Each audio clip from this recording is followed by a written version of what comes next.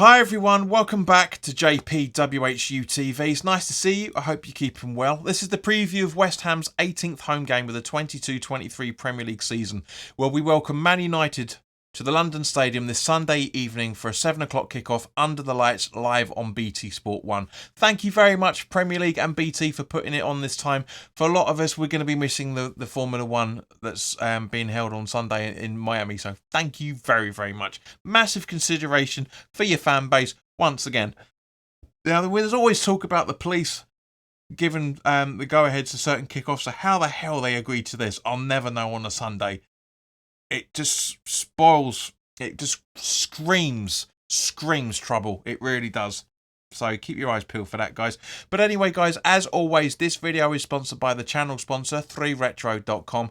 Please click the link in the description below that will take you directly through to the West Ham section of their website. But as you can see from the icon that's up here, there's also Admiral and Umbro track jackets, polo shirts, sweatshirts and t-shirts, so go check those out. Any purchases you make through the link in the description below, the commission that the channel would normally be getting, I'll be sending directly on to the charity Iron Supporting Food Banks. They're based in the Newham area and they're helping those in the Newham area and the Essex County and further afield for that matter, as they are currently supporting 39 separate food banks and for people that are really struggling to put food on their table. So guys, go grab yourself a really nice retro shirt or a nice polo shirt, whatever you want. You'll be saving yourself a few quid in comparison to the club shop. For those Man United fans that are watching, you're not that much of a global brand if there's no retro shirts with this website, because they do a lot of score draw stuff and a few other bits and pieces. But if you want to purchase some England gear, there's England stuff in there as well. And of course, that commission will go to the charity as well. Now,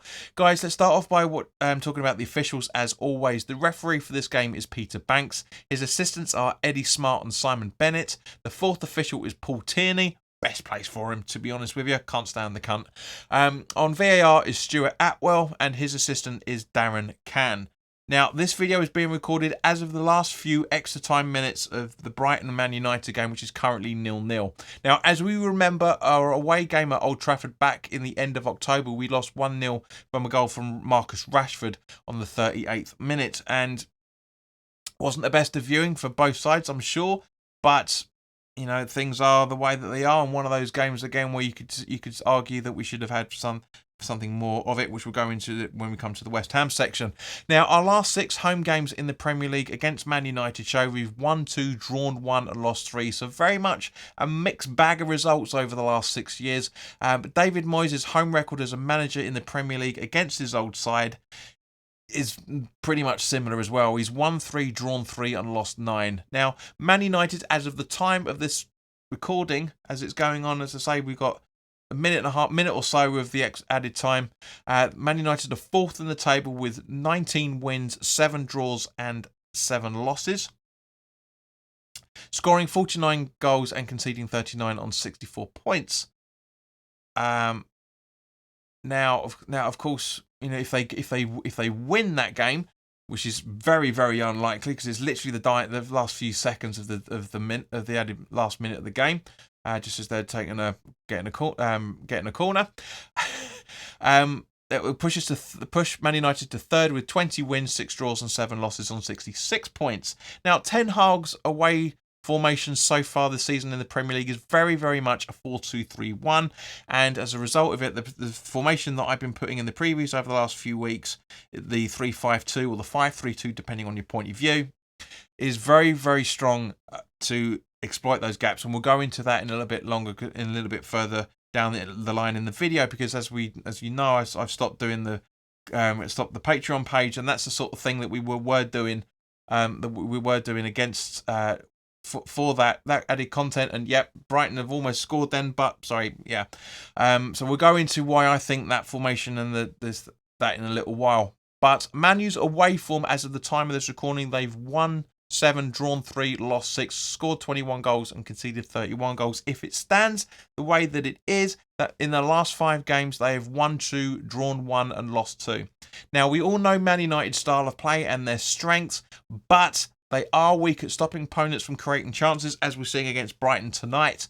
Avoiding fouls in dangerous areas, defending set pieces, which is exactly the right timing for this. Brighton have had corner after corner after corner, and they are very weak at avoiding the offside trap. Now, Brighton have really, really shown a very, very good template, and I hope David Moyes has watched this tonight to show how you can go toe-to-toe with Man United and not lose it. Honestly, Brighton have played phenomenally well. You can argue that the Brighton side is better than is better than our squad, but at the same point, yeah, we're capable of doing things on our day, but it's just not possible to have our day that often so far this season. Now, turning to Man United injuries, it appears that Phil Jones and Van der Beek are out long term with a knee injury each. Tom Heaton and Martinez are out with an ankle injury long term.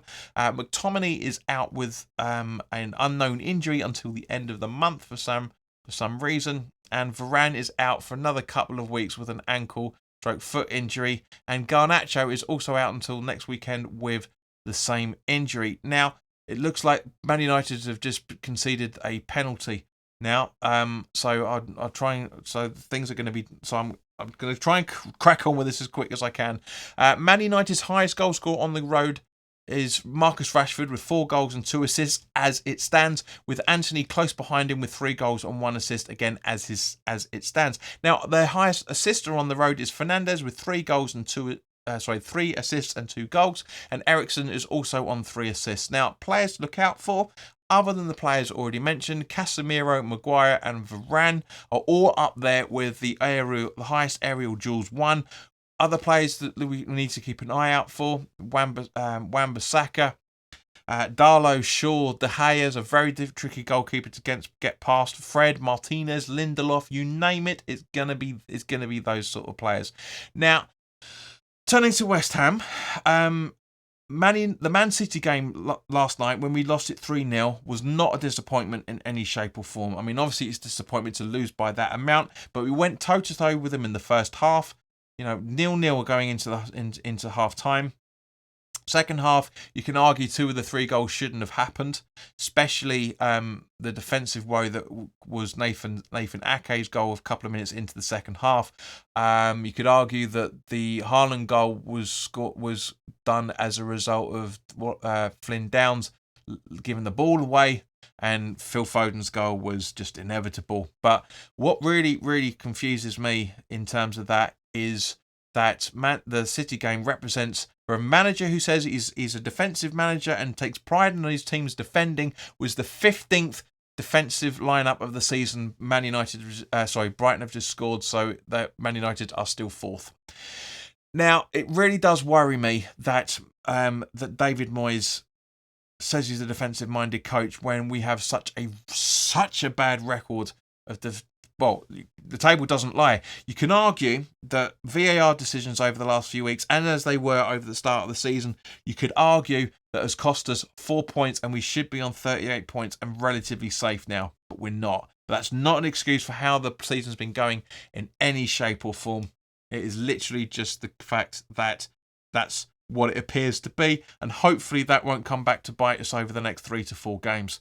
But looking at West Ham injuries now, Soufal picked up a hamstring issue against City last night. It looks like he is being assessed. Souček, Aguerd and Rice all missed the game because they were out with a stomach bug, which appears to be gastroenteritis, and all 3 are a 50% chance of returning. Now, when players have a 50% chance of returning, it means they're either going to be in the squad or in the starting 11 or both. So there's a good chance that 2 of the 3 of those guys are going to be fit for it. Now, if that's the case, then this is the starting 11 that I'm hoping David Moyes is going to do. I'm not saying this is what I think he's going to do. This is what I hope Moyes is going to do. Areola in goal, with a back 3 of Kehrer, Ogbonna and Aguerd. Johnson and Emerson as the wing-backs, with Rice, Paquetá and Cornet in midfield, supporting Bowen and Antonio up front.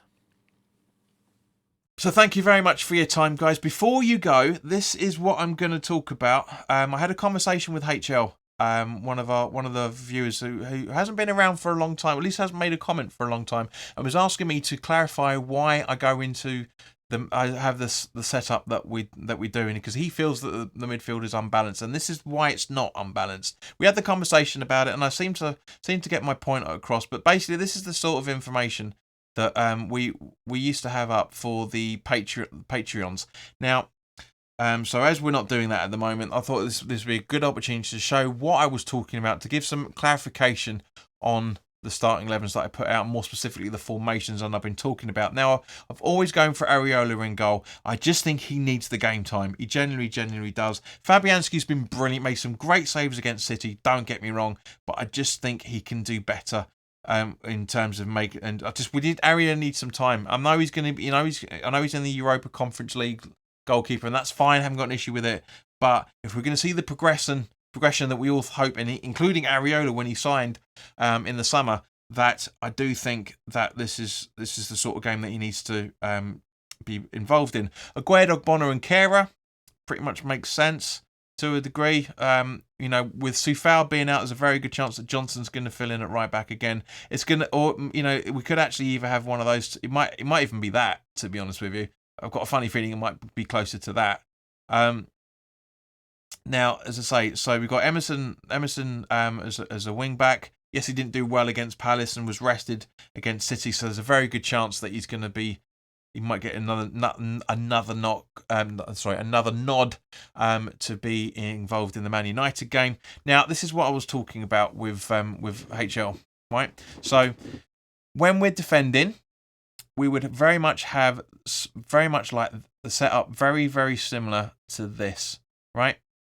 So that's how it, because as you guys know, I mentioned many times during the season that we've got a squad that can to fill out at least 3 or 4 formations at any given time. This is 2 of them already, and we're only 10 seconds into the conversation about it.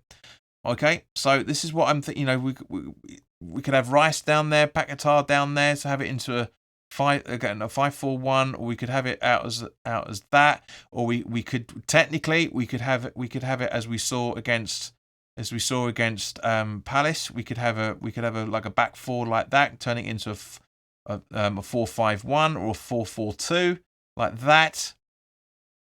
We could actually have, and this is one of the reasons why I've been going for these sort of formations, is the fact we've got players that can jump in and around. It doesn't happen all that often, which is the real shame.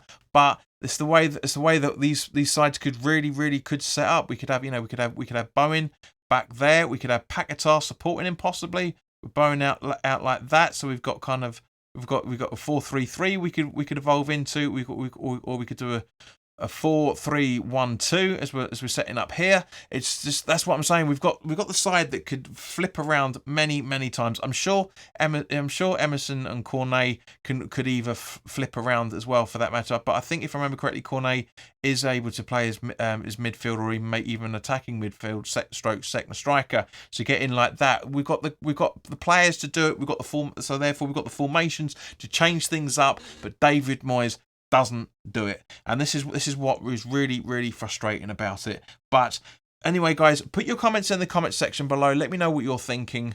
If you're liking the video, then by all means, please do like it. Please do subscribe if you're enjoying the content as well, and please do share this content with anybody that you feel may want to watch it. But in the meantime, guys, thank you very much for sticking around for this relatively lengthy video. It's not as long as it goes on the Patreons, but it is what it is. Man United have lost against Brighton. Can we be the second team to beat them in this week, for their both away games this week? Let's hope and see. Well, obviously, of course, the full-time thoughts will be going up on Sunday night / Monday morning, depending on what time we get back from the game. But in the meantime, guys, enjoy the rest of your weekend, and I will see you very soon. All the best now. Take care.